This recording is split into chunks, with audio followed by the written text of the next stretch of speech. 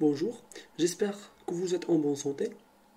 Donc après l'élaboration de nos pièces brutes à partir des différents procédés d'élaboration des pièces qu'on a vus précédemment dans les vidéos, donc vous pouvez revenir à la chaîne et voir ces vidéos-là. Donc après l'élaboration de ces pièces-là, on doit vérifier certaines caractéristiques et plus précisément les caractéristiques mécaniques de ces pièces-là avant de les utiliser dans nos systèmes ou bien dans nos mécanismes.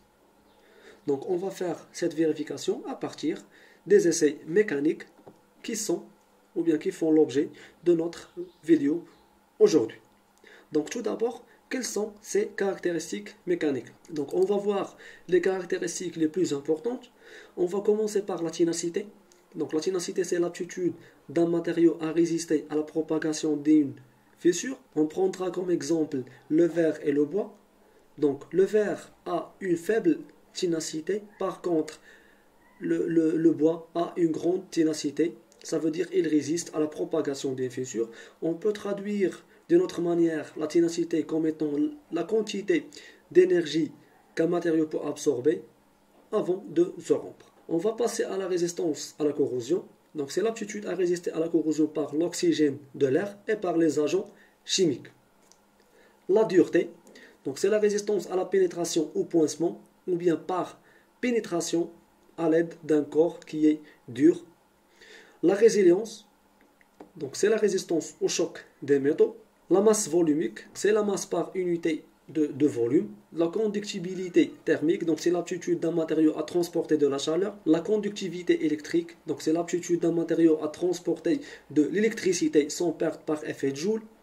La dilatabilité, donc l'aptitude à s'allonger sous l'effet de la chaleur. La malléabilité, donc c'est l'aptitude d'un matériau à être façonné ou déformé à chaud ou à froid par choc. La fusibilité, c'est l'aptitude d'un matériau à passer de l'état liquide lorsqu'on élève sa température. La soudabilité, aptitude à l'assemblage par soudage. L'usinabilité, c'est l'aptitude d'un matériau au façonnage par enlèvement de matière. Et enfin, la ductilité, c'est l'aptitude d'un matériau à être réduit ou bien réduire et étirer de faibles sections. Donc voilà les plus importantes caractéristiques mécaniques. Maintenant passons aux essais mécaniques. On va commencer par l'essai de traction. Donc, on a vu cet essai-là lors de la désignation du matériau, précisément dans la désignation des fentes. Donc là, l'essai de traction, on a dit qu'il consiste à appliquer sur une éprouvette ou bien une barre de force égale de sens opposé. Donc là, on a de force égale et de sens opposé. D'accord? On va voir cet essai-là sous forme de vidéo pour être clair.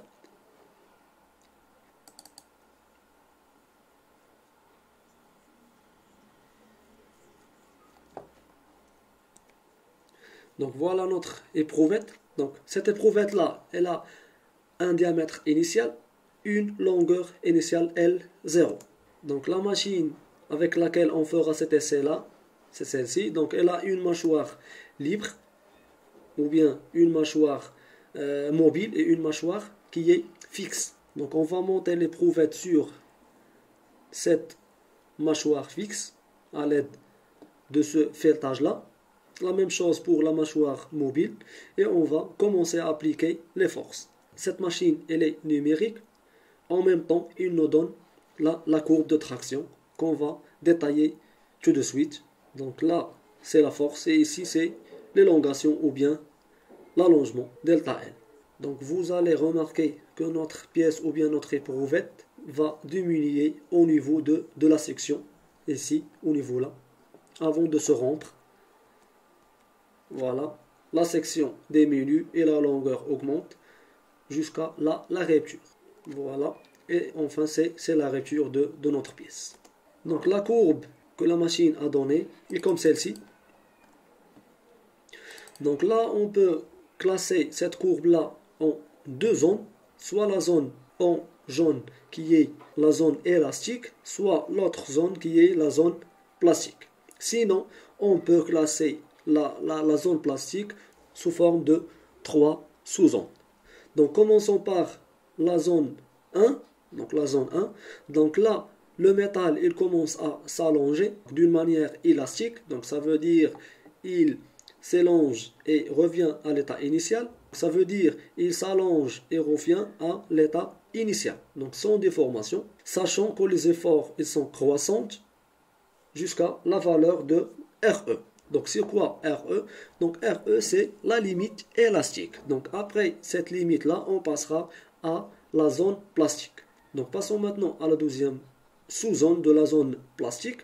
Donc là, le métal continue à s'allonger, sachant que les efforts diminuent. D'accord? Donc là, l'éprouvette va commencer de s'allonger, ça veut dire le diamètre va diminuer. Pour la sous-zone 3, l'allongement est très important parce qu'on a élevé les efforts, comme vous voyez ici. Donc si on lève la contrainte ou bien les efforts, l'allongement augmente aussi. Pour cette contrainte-là, ou bien cette caractéristique, ou bien cette limite, pour cette limite-là, donc c'est RP 0,2. Donc lorsqu'il est difficile de trouver RE, la limite élastique, on utilise RP 0,2. Donc c'est la limite conventionnelle d'élasticité. D'accord? Donc on prend un allongement de 0,2% et on fait la projection pour avoir cette limite conventionnelle. Pour la zone 4, donc il y a un allongement, bien que l'effort de traction soit plus faible, donc ça veut dire on diminue l'effort de traction, puis il y a une rupture, ça veut dire la pièce se casse ou bien se divise en deux. Donc RM c'est la limite à la rupture, ou bien c'est RR. Donc là, c'est tout ce qu'on a dit à propos de ces quatre zones-là.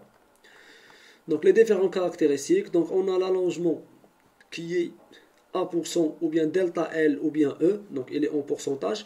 Donc c'est L final moins L initial sur L initial fois 100. Z, c'est le coefficient de striction, donc égal S0 moins S final sur S0 fois 100. Donc la limite d'élasticité, la limite conventionnelle d'élasticité et la limite à la rupture. Donc pour la contrainte, c'est l'effort sur la section. Elle est en mégapascal ou bien en newton par millimètre carré.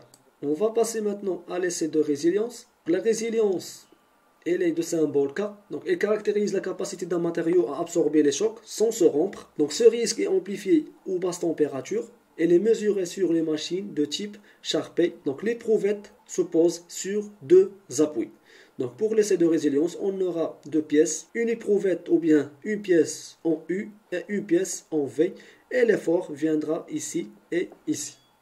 D'accord? Donc pour cela, on aura KCU pour une éprouvette en U et KCV pour une éprouvette en V. La résilience égale l'énergie absorbée W sur la section au droit de l'entaille. On va voir l'essai de résilience.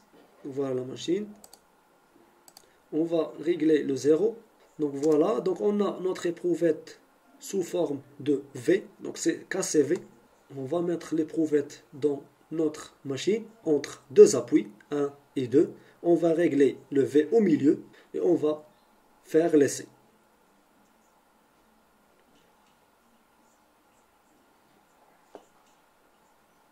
Et on va voir si notre pièce est cassée ou non. Ça veut dire est-ce qu'il résiste au choc ou non. Donc on va détailler l'essai de résilience. Donc là on a notre machine. Donc là nous avons la pendule. Notre éprouvette elle est ici. Donc au départ la pendule était à la position initiale. Ça veut dire une longueur de H0 par rapport au sol. Donc là l'énergie potentielle de pendule W0 égale à P fois H0. P fois H0. Donc P c'est M fois G. D'accord? Donc à l'arrivée là, à la position finale, on aura une nouvelle énergie potentielle de pendule qui est égale à P fois H1. Donc là, c'est H1. Donc l'énergie absorbée par l'éprouvette sera la différence des deux énergies. Donc soit l'énergie initiale et l'énergie finale. Donc W égale à P facteur de H0 moins H1 qui est W0 moins W1. À la suite, donc je vous laisse cet exercice-là pour le faire.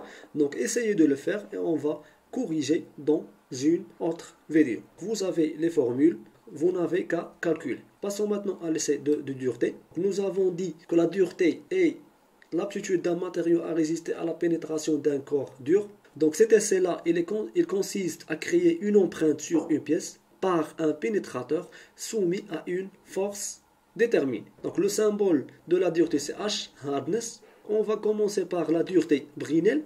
Là, l'essai de Brinell utilise comme poinçon une bille d'un diamètre grand D. On va voir cet essai-là. Donc voilà la pièce qu'on va vérifier sa dureté. La machine avec laquelle on va faire le test ou bien l'essai. Donc on va changer le poinçon. On va utiliser la bille.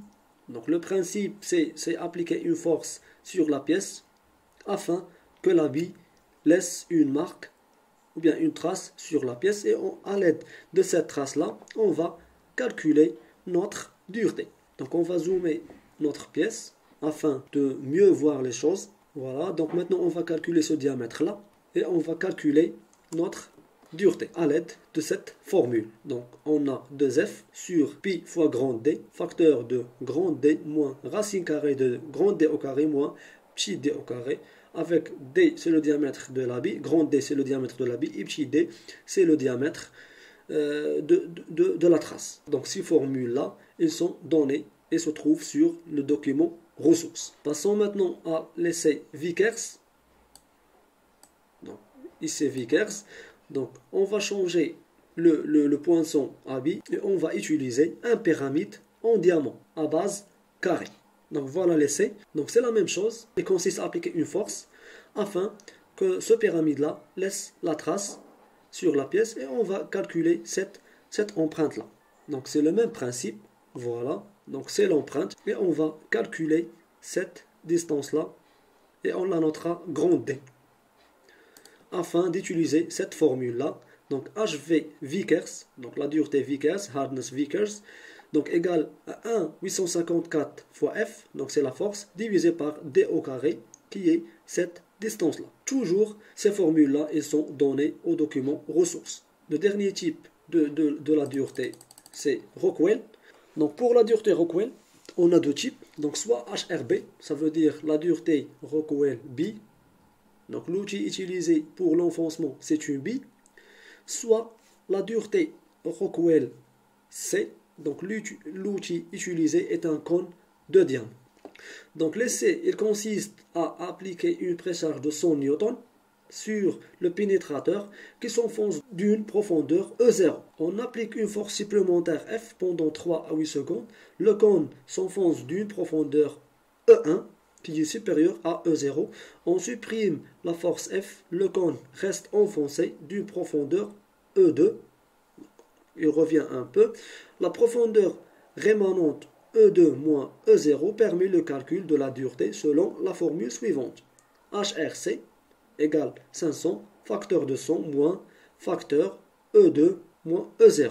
On va voir cet essai-là. Donc la première pénétration d'une force avec F1, la deuxième pénétration avec F2 nous donnera E2, donc ici E1 et ici O2. Et au troisième pénétration, on va supprimer ou bien diminuer la force.